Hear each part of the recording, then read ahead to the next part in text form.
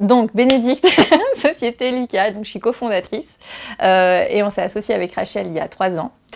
On a créé Lucas parce qu'en fait, on était intimement convaincus, chacune, que on avait tous un savoir ou un capital à partager, à transmettre, et que du coup, chacun pouvait le faire. Et nous, en fait, notre volonté, c'était juste d'aider, que ce soit une entreprise ou un individu, un porteur de projet, un créateur, peu importe, à transmettre ce savoir de la manière la plus cohérente possible. Donc on est parti de ça. On a commencé, pour la petite histoire, à travailler au cowork. Au cowork du Lab 01, ouais, on a fait nos débuts ici, parce que du coup c'était important pour nous de pouvoir nous ancrer d'un point de vue local.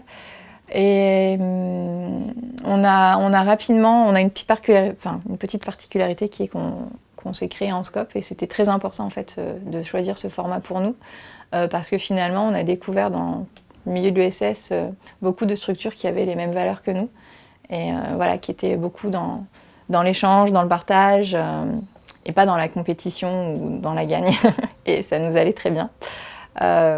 Et du coup on a fait de chouettes rencontres, dont celle du Lab 01, et du coup depuis on travaille soit avec des tiers-lieux, soit avec des collectivités, et on accompagne chaque structure en fait en fonction de son besoin à mettre en place le parcours adapté ou à former ses équipes. Alors Lucas, c'était pas le nom de départ.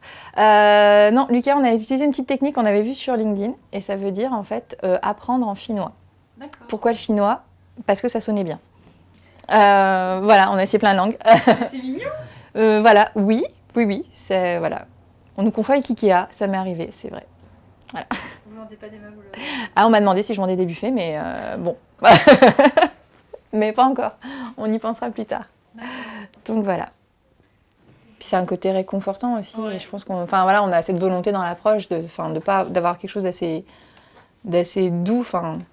Je trouve qu'il y a une vision de la formation qui est quand même assez cric-crac boum, et qui n'est pas forcément celle que je partage. Et je me dis, on peut sortir de tout ce côté hyper académique, on fait de la qualité, des choses comme ça, et pour autant ça se passe très bien en fait. 2.0 entre guillemets, parce que c'est une autre image des formations traditionnelles. Ouais, alors je mets pas 2.0 pour le côté justement numérique, parce que je suis profondément convacue. On a postulé sur un projet d'innovation, et je tiens assez à l'idée de se dire, tu peux innover sans forcément aller chercher de l'IA, du machin. J'ai rien contre ça, hein, mais voilà, je trouve qu'on va facilement dans l'outil maintenant, avant de penser au reste. Alors que, le plus important, c'est quand même tout ce qui se passe et les gens qu'il y a dans les équipes. C'est vrai que le Covid a rapproché les gens aussi. Hein.